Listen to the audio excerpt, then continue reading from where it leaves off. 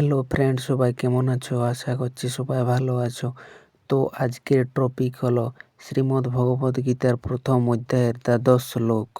তো অন্য দিনের মতো শ্লোকটিকে প্রথমে পাঠ করব, তারপর মানে বুঝব, পরে বিস্তারিতভাবে ব্যাখ্যা করব শ্লোকটিকে।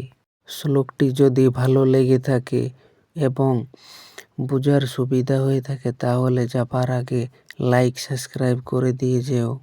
তাহলে চলো আর দেরি না করে শুরু করি।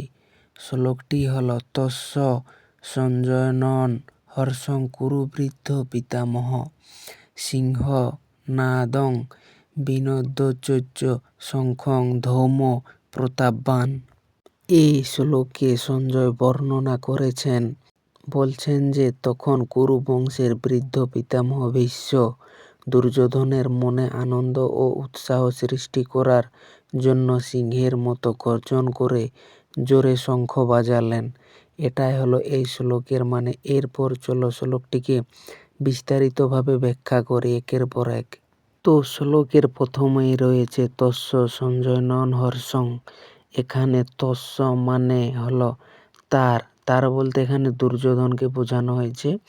আর সঞ্জয়নন হর্ষং মানে হলো আনন্দ বা উৎসাহ সৃষ্টি করা, অর্থাৎ এখান থেকে বোঝাতে চেয়েছে যে ভীষ্ম পিতামহ দুর্যোধনের মনে উৎসাহ ও সাহস জাগাতে চাইছিলেন।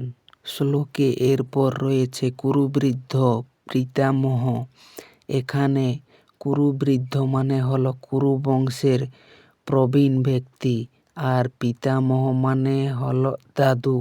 এখানে বোঝানো হয়েছে ভীষ্মকে, কারণ তিনি কৌরব ও পাণ্ডব উভয়েরই পিতামহ। এরপর রয়েছে শ্লোকের সিংহনাদং বিনোদ্য। এখানে সিংহনাদন মানে হলো সিংহের মতো গর্জন, আর বিনোদ্য মানে গর্জন করে, অর্থাৎ এখান থেকে বোঝাতে চাইছে ভীষ্ম খুব জোরে সিংহের মতো গর্জন করলেন, এতে সৈন্যদের মনোবল বেড়ে যায়। এরপর শ্লোকের শেষে রয়েছে শঙ্খং ধৌম প্রতাপবান। এখানে শঙ্খং ধৌম মানে হলো শঙ্খ বাজালেন, আর প্রতাপবান মানে হলো পরাক্রমশালী, অর্থাৎ এখান থেকে বলতে চাইছেন তিনি জোরে শঙ্খ বাজিয়ে যুদ্ধের সূচনা করলেন।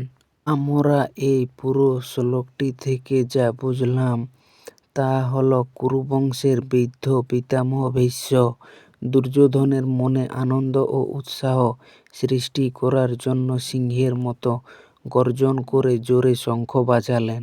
এর কারণগুলি ছিল: ভীষ্ম পিতামহ দুর্যোধনকে সাহস দেওয়ার জন্য শঙ্খ বাজালেন। 2. তার গর্জন ও শঙ্খধ্বনি পুরো সেনাকে উৎসাহিত করল। 3. এর মাধ্যমে যুদ্ধ শুরু হওয়ার সংকেত দেওয়া হলো।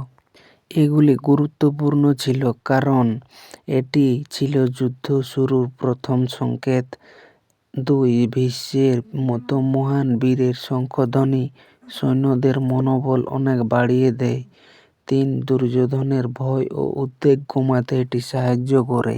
তো ফ্রেন্ড, এই ছিল শ্রীমদ্ ভগবদ গীতার প্রথম অধ্যায়ের দ্বাদশ শ্লোক। তো শ্লোকটি কেমন হয়েছে তোমরা সবাই কমেন্ট বক্সে জানাও, আর অবশ্যই ভুলবে না সাবস্ক্রাইব ও লাইক করতে। ধন্যবাদ সবাইকে।